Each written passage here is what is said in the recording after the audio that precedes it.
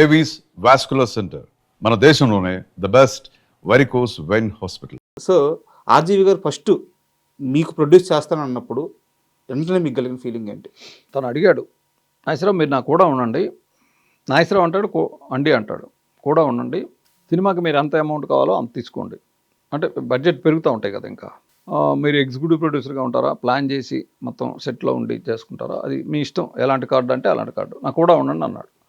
లేదు రాము, నేను డైరెక్టర్ అవ్వాలని వచ్చాను, డైరెక్టర్ అయ్యి ఒకవేళ అది ఎంత ఆడాబడి వస్తే అప్పుడు మళ్ళీ వస్తాను, బట్ నా సినిమా పోవాలని కోరుకోవద్దు మీరు అని నేను తను అడిగితే, మూడో రోజు నేనే ప్రొడ్యూస్ చేస్తాను నాగేశ్వరరావు, మా వాళ్ళంతా వస్తున్నారు, పెట్టెలు తీసుకుని వస్తున్నారు డబ్బులతోటి, నేను ప్రొడ్యూస్ చేస్తాను, మీరు డైరెక్ట్ చేయండి అన్నాడు. సో అలా ఆ సినిమా స్టార్ట్ అయింది. అంటే వెంటనే ఫస్ట్ ఛాన్స్ అయితే ఖచ్చితంగా ఒప్పుకుంటారు, బట్ మీకు కలిగిన ఫీలింగ్ ఏంటి? అంటే నిన్నగాక మొన్న వచ్చి ఒక సినిమా తీసాడు, వెంటనే నాకు సినిమా ఆఫర్ ఏం నేను అంత నెగిటివ్గా ఏం ఆలోచించాను అసలు. ఎందుకంటే తను, నేను డైరెక్టర్ అవ్వాలనుకుంటున్నాను, తను డైరెక్షన్ ఛాన్స్ ఇస్తానన్నాడు. ఇంకో మనిషి దగ్గరికి వెళ్ళి బెల్లు కొట్టి వాడికి కథ చెప్పి ఒప్పించి చేయడం కంటే ఇది సుఖం కదా. ఇంకోటి ఏంటి, నా గురించి బాగా తెలుసు, ఆల్రెడీ శివ అయిపోయింది, క్షణక్షణం జరుగుతుంది. అవును.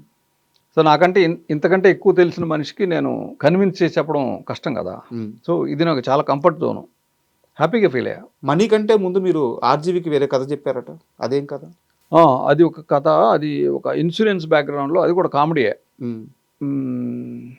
అయితే ఇన్సూరెన్స్ డబ్బుల కోసం తన భర్త చనిపోయాడని వాడిని దాచిపెట్టేసి చేస్తూ ఉంటుంది, అలాంటి కథ ఒకటి. ఓకే. అది చూశాక ఇది బాగుంది, ఇంకొకసారి తను ఒక సినిమా చెప్పి రూత్లెస్ పీపుల్, అది చూడమన్నాడు. చూసి రెంట్లో మీకు ఏది నచ్చితే అది చేద్దామంటే నాకు ఇది బెటర్గా అనిపించింది, దీనిలో ఎక్కువ ట్విస్ట్లు ఉన్నాయి. సో దాన్ని సరే దీన్ని మరి దీని మీద వర్క్ చేయండి అంటే, నేను ఒక 5-10 డేస్లో ఒక వెర్షన్ చెప్పేశాను, అది తనకు నచ్చింది, అలా మొదలైంది ఆ సినిమా. శివ మూవీలో ఏ ఆర్టిస్ట్ని అయితే మీరు వద్దు అన్నారో అదే ఆర్టిస్ట్ని మీ మొదటి హీరోగా పెట్టుకొని సినిమా తీయాల్సి చిన్న. అవును. ఎందుకు అలా డిసిషన్ తీసుకోవాల్సి వచ్చింది? ఎందుకు అలా ఉంది, అప్పుడు నేను పొరపాటు పడ్డాను, ఇతను మంచి ఆర్టిస్ట్ కాదని. శివ చేసేటప్పుడు ఇతను మంచి ఆర్టిస్ట్ అని ఫిక్స్ అయ్యాను. ఇంకోటి, అతనికి నాకు బాగా సాన్నిహిత్యం పెరిగింది, కంఫర్ట్ జోన్ ఉంది. జేడి చక్రవర్తి, వాళ్ళిద్దరూ నాతో చాలా హాయిగా ఉంటారు. సో డైరెక్ట్ చేసే మనిషికి ఎదురుగా కెమెరా ముందున్న ఆర్టిస్టులతో కంఫర్టబిలిటీ ఉంటే బెటర్ ఇన్పుట్ వస్తుంది. చిన్న కోరిక కూడా ఏదో మీరు తీర్చారట శివ సినిమా అప్పుడే. కోరిక? మీ దగ్గరికి వచ్చి ఒక రిక్వెస్ట్ చేశారంట, ఇప్పటిదాకా ఫ్లైట్ ఎక్కలేదు, నేను ఒక్కసారి ఫ్లైట్ ఎక్కలేదు అనేవాడు ఎప్పుడు, నిన్ను ఫ్లైట్ ఎక్కిస్తాను చిన్న నేను అని చాలా ఎక్స్టెంపోర్లో మాట్లాడినమాట. అయితే ఇప్పుడు ఇందాక మీరు అనుకున్న పోల్ను కొట్టుకునే షాటు ఎప్పుడేసావు నాగేశ్వరరావు ఇదంటే, ఎల్లుండి రేపు రాత్రి రేపు ఈవినింగ్ ట్రైన్కి చిన్న ఎక్కుతాడు, ఎల్లుండి ఈవినింగ్ మనం షూట్ చేసుకోవచ్చు, పగలంతా ఖాళీగా ఉంటాడు. లేదు ఇవాళ నైట్ ప్లాన్ చేద్దాం, ఇవాళ ప్లాన్ చేయండి అన్నాడు. లేదు రాము, ఆల్రెడీ టికెట్ వేసేసారు, ట్రైన్ టికెట్. అంటే ఓ మోస్తరు ఆర్టిస్టులు అందరికీ ట్రైన్ టికెట్లు, బాగా పెద్ద ఆర్టిస్టులు అయితే ఫ్లైట్ వేసేవాడు. అంటే లేదు ఎలాగైనా సరే తెప్పించండి. సాధ్యం అంటే అసాధ్యం ఏమి ఉండదు, ఖర్చు ఎక్కువ అవుద్ది అంటే, ప్రొడక్షన్కి ఖర్చు అవుతుంటే నేను కొంచెం పెయిన్ ఫీల్ అవుతా. ఒక సామెత కూడా ఉంది, ఇండస్ట్రీలో నిర్మాతల గురించి శివనాగేశ్వరరావు ఆలోచించినట్టు నిర్మాతలు శివనాగేశ్వరరావు గురించి ఆలోచించలేదు అని చెప్పి ఒక సామెత. అది నిజమే, నమ్ముతా. అయితే నిధి ప్రసాద్కి ఫోన్ చేసి ఆ టికెట్ క్యాన్సిల్ చేసి ఈవినింగ్ ఫ్లైట్లో అతన్ని పంపించండి అన్న. పంపించానంటే ఏమయ్యా నీకు ప్లాన్ చేస్తావు, ఎలా ప్లాన్ చేస్తావు అది అని అతనికి నాకు చిన్న ఆర్గ్యుమెంట్. తప్పదు, ఈవినింగ్ ఫ్లైట్కి ఎక్కించు అని ఫోన్ పెట్టేస్తే అతను ఈవినింగ్ ఫ్లైట్కి వచ్చాడు, డైరెక్ట్గా లొకేషన్కి వచ్చాడు. మళ్ళీ ఎయిర్పోర్ట్ నుంచి, బేగంపేట ఎయిర్పోర్టు, సికింద్రాబాద్ గన్రాక్ ఎన్క్లేవ్, ఆ బ్యాగ్ వేసుకుని వచ్చి నాగేశ్వరరావు గారు అని అరుస్తున్నాడు. అప్పుడు మేము వెళ్ళి రెడీ అవుతున్నాం అంతా. వచ్చి ఏంటంటే, సార్ దీని మీద ఆటోగ్రాఫ్ పెట్టండి సార్ అన్న. బోర్డింగ్ పాస్, అప్పుడు బోర్డింగ్ పాస్లు ఇచ్చేవాళ్ళు పెద్దవి, దాని మీద నా ఆటోగ్రాఫ్ డేట్ వేసా. ఇప్పుడు కొంత తన దగ్గర అది. అండ్ మనీ మూవీ అంటే రిలీజ్కి ముందే చాలా రోజులు ఆడేసిందంట మూవీ, 130 రోజులు ఆడింది. ఆ పీరియడ్లో మీ మానసిక స్థితి ఎలా ఉంది? ఏం లేదు, పెద్ద ప్యానిక్ అయ్యేవాడిని కాదు నేను. ఇది రిలీజ్ అయ్యే పరిస్థితి లేదు అనుకునేవాడిని.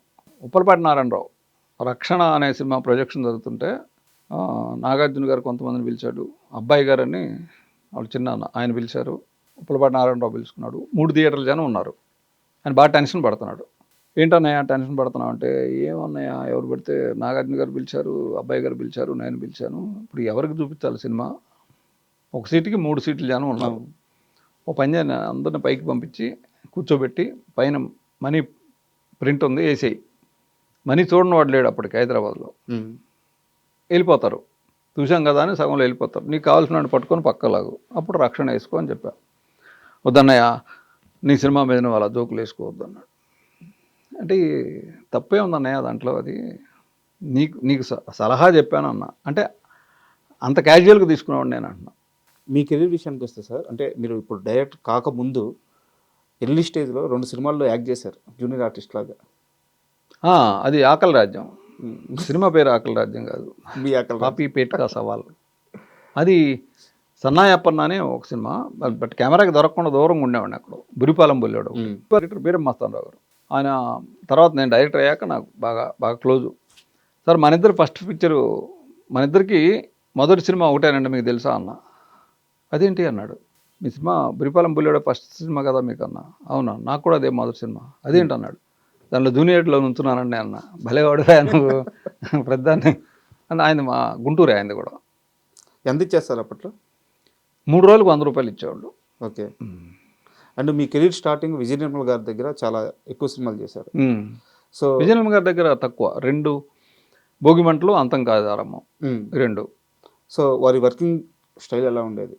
ఆవిడ పని రాక్షసి, ఆవిడే నిర్మాత బాగుండాలి అంటే. అఫ్కోర్స్ నేను పనిచేసిన ఎక్కువ మంది డైరెక్టర్లు, మత్సూన్ గారు కానీ, సిఎస్ రావు గారు కానీ, విజయ నిర్మల్ గారు కానీ, ప్రొడ్యూసర్ క్షేమం ఎక్కువ చూసేవాళ్ళు. ఆ టైంలో కృష్ణ గారితో మీకు బాగా గుర్తుండిపోయే ఇన్సిడెంట్ ఏదైనా చెప్తారా? అలాగే కృష్ణ గారిని కూడా మీరు బాగా ఇమిటేట్ చేస్తారంట. కృష్ణ గారిని నేను పెద్దగా కృష్ణ గారిని ఎవరైనా ఇమిటేట్ చేయగలరు. ఇప్పుడు మీ కెమెరా పట్టుకుని ఆయన కూడా చేయగలరు. ఆయన మాట్లాడే విధానం అలా ఉంటుంది. ఆయనకి ఒక్క షూటింగ్లో అంటే ఎప్పుడు మా మేడం ఏం చెప్తే అది వినేవాడు. ఒకే ఒక పర్టికులర్ దాంట్లో గడ్డం పెట్టేసి ఆయనకి కన్వర్లాల్, అంతం కాదు ఆరంభం, డబుల్ యాక్షన్. ఓకే. ఒకదానికి గడ్డం ఉంటుంది, ఒకదానికి గడ్డం లేదు. సో ఈ గడ్డం అంటించినప్పుడు ఏంటంటే గమ్ పెట్టి, ఇప్పుడున్నంత టెక్నాలజీ ఎప్పుడు లేదు, ఈవెన్ రామారావు గారికి కూడా గడ్డం పెట్టేటప్పుడు గమ్ అంటించి దాని మీద ఎలా గట్టిగా ఒత్తారు. అది స్పిరిట్ ఉంటుంది దానిలో, అది చర్మాన్ని బాగా అంటే వేడి, ఒక రకమైన ఇరిటేషన్ ఉంటుంది. సో ఆ గెటప్ వేస్తే మాత్రం వెంటనే షూట్ చేయాలి, లేకపోతే ఎప్పుడు మా విజయలమ్మ గారు చెప్పింది ఆయన వినేవాడు. గడ్డం పెట్టినప్పుడు మాత్రం ఆయన ఏం చెప్తే అది ఈవిడ విని సాధ్యమైనంత తొందరగా దాన్ని ఫినిష్ చేసేవాడు. ఓకే. అదొకటే ఆయనకి కోపం.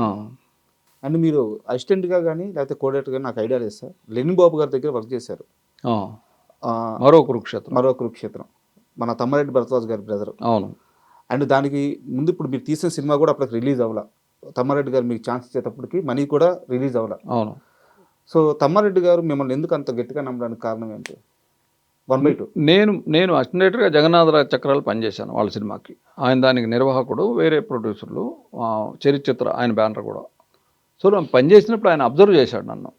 అంటే మిగతా వాళ్ళ పని చేసేదానికి నేను పనిచేస్తే నేను ఏ పని చేసినా మనసు పెట్టి చేస్తాను. అంటే మిగతా వాళ్ళు చేయరని కాదు, నేను ఎక్కువ ఇన్వాల్వ్ అయిపోతా. అంటే నా పర్సనల్ ఇవన్నీ పక్కన పెట్టి ఆ పని ఏదైతే ఉందో దానికే ఎక్కువ టాప్ ప్రయారిటీ ఇస్తాను. సో అప్పుడు ఆయనకి నేను నచ్చా, నేను డైరెక్టర్ని చేస్తాను అన్నాడు. అన్న తర్వాత ఆయన ఒక సినిమా అనౌన్స్ చేశాడు. అదేంటన్నయ్య నన్ను డైరెక్షన్ చేద్దామని మీరు చేశారు, మన్మథ సామ్రాజ్యం. లేదు నేను డైరెక్టర్ని చేసి నేను మెడ్రాస్ నుంచి వెళ్ళిపోతాను అనేవాడు. మనీ సినిమా చూసి ఆయనకు కూడా నచ్చలే మనీ. ఓకే. మనీ చూసి నచ్చిన వాడు ఎవడు లేడు హైదరాబాద్లో.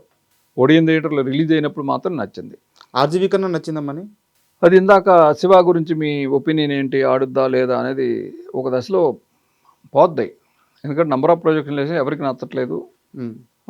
జీవిత రాజశేఖర్ గారు వాళ్ళ సినిమా చూసి బ్రహ్మానందం వేషాన్ని రామిరెడ్డితో వేస్తే భలే ఉండేది అన్నారు. అంటే మేము కామెడీ అనుకుని తీసాం, వాళ్ళు చాలా సీరియస్గా ఆ సినిమాని చూశారు. అంటే మరి ఆడియన్స్ అంతే సీరియస్గా చూస్తుంటే రెండో రోజు వచ్చేసేది మనీ వెనక్కి. బ్రహ్మానందం ట్రాక్ కూడా లాస్ట్లో యాడ్ చేశారట. లెంగ్త్ తక్కువ యాడ్ చేసాం. అంతకుముందు ఆ థాట్ లేదా? లేదు. 11,500 ఉండాలి ఫీచర్ ఫిలింకి. నేను తీసింది 10,900 వచ్చింది, 11,000 లోపే. సో ఆ బ్రహ్మానందం ట్రాక్ యాడ్ చేసి క్లైమాక్స్లో కూడా అతను ఇన్వాల్వ్ చేసి చేసాం. కొన్నేళ్ల క్రితం మీరు ఒక యూట్యూబ్ ఛానల్ రన్ చేసేవారు, వన్స్ మోర్ అని చెప్పి వీడియోస్ చేసేవారు. నేను వీడియో చూడలేదు, బట్ ఒక తమ్ము చూశాను.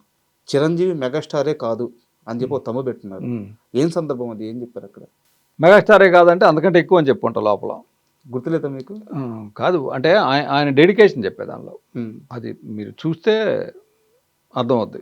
అంటే ఆయన డెడికేషన్ నేను చిరంజీవి గారి గురించి అంటే ఆయన షూట్ చేస్తున్నప్పుడు కెమెరాకి తను ఎంత మేరకు ఇవ్వగలడు అంతే ఉండేది. తన ప్రయారిటీసు ఇవన్నీ తక్కువ ఉండేవి. ఒక షూటింగు నైట్ చేస్తున్నారు, అది నేను పనిచేసిన దేవాంతకుడు కూడా ఆయనకి చిన్న లెగ్మెంట్ ఇదేదో అయింది, ఫ్రాక్చరు. ఓకే. నైట్లు మాత్రమే డేట్లు, పగలు వేరే షూటింగు. నైట్లు 4:30కి చేసి ఫ్లైట్ ఎక్కి మళ్ళీ సింగపూర్ వెళ్ళాలి.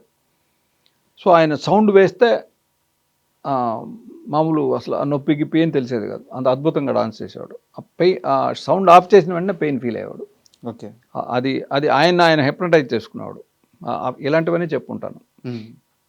అండ్ ఒక కొలంలో షూటింగ్ అంతా అయిపోయింది, రైన్ ఎఫెక్ట్ అయిపోయిన వెంటనే అంటే ట్రైను ఇదేస్తారు, వాటర్ ట్యాంకులు అయిపోతే ఇక లాస్ట్ షాట్కి నీళ్ళు లేవు. పువ్వాళి అంటారు, చిన్న గార్డెనింగ్ చేసి దాంతో షాట్ తీశారు. ఆయన కోసం పెట్టిన నీళ్లు సపరేట్గా ఉంటాయి స్నానం చేయడానికి. దాంట్లో ఆ పువ్వాళిలోకి పోయడానికి కూడా నీళ్ళు లేవు. అక్కడ ఒక కొలను ఉంది, అరుణాచలం స్టూడియో, అవి తీసుకొచ్చి పోయమన్నాడు. అవి మామూలుగా ఇప్పుడున్న వాళ్ళు ఎవరు అంత సాహసం చేయరు, చాలా చండాలంగా పచ్చగా ఉంటాయి. అవి తెచ్చి దాని మీద పోసి తర్వాత స్నానం చేసి వెళ్ళిపోయాడు మార్నింగ్ ఫ్లైట్కి. జస్ట్ ఆ రోజు షూట్ కంప్లీట్ చేయాలండి అంతే. ఇవాళ ఫినిష్ అయిపోతే ఆ సాంగ్ ఆగిపోద్ది, మళ్ళీ సినిమా రిలీజు డేట్లు ఇవన్నీ ఇలాంటివన్నీ చూసేవాడు ఆయన. అలాంటిది ఏదో చెప్పుకుంటాను అవన్నీ. ఓకే.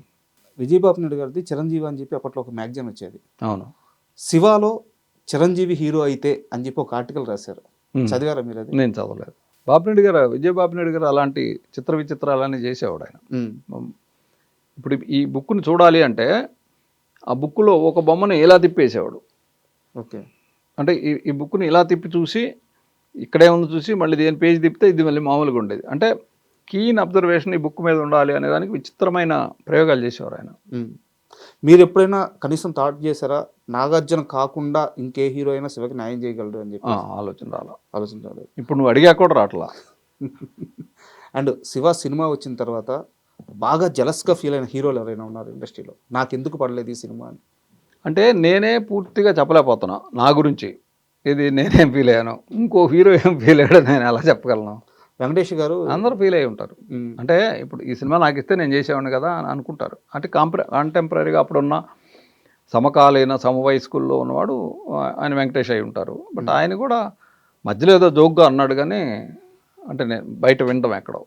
అంతేగాని ఇప్పుడు ఏ హిట్ సినిమా వచ్చినా కానీ ఇంకో 3-4 హీరోల కాంపౌండ్లో ఇది మనం చేస్తే బాగుండేది కదా అని అనుకుంటారు. ఏం దానికి సహజం. And thank you very much sir. Okay. 36 ఏళ్ళ తర్వాత శివ మళ్ళీ రిలీజ్ కాబోతుంది. ఆ ఆనందాన్ని అందరం మరొకసారి పంచుకొని ఆ అనుభూతిని మళ్ళీ ఆస్వాదించాలని మనస్ఫూర్తిగా కోరుకుంటున్నాను. నేను కూడా థ్యాంక్స్ చెప్తున్నాను.